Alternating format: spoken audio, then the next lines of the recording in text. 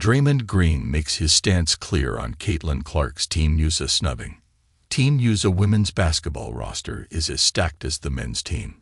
However, the fact that Caitlin Clark was snubbed from the women's team is something that has upset many in the basketball community. The common consensus is that the Women's Selection Committee fumbled the ball to promote the WNBA in front of a global audience by leaving out Clark and Angel Reese from the roster, who are the two most popular female players on the planet. Green expressed his disagreement over not being part of the Team USA women's basketball roster this year.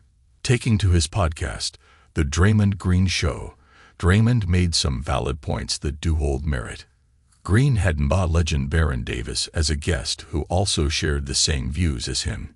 He felt that the WNBA was still trying to gain popularity outside of the United States, and having Clark on the roster would have greatly benefited the brand of women's basketball.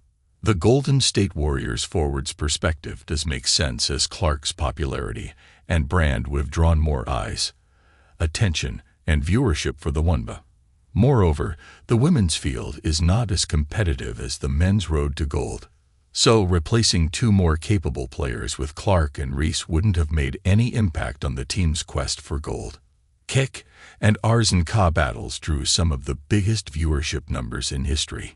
As per ESPN, about 12.3 million people watched their 2022 NBA Women's Final rematch, and the 2023 NBA Finals drew 16.1 million viewers.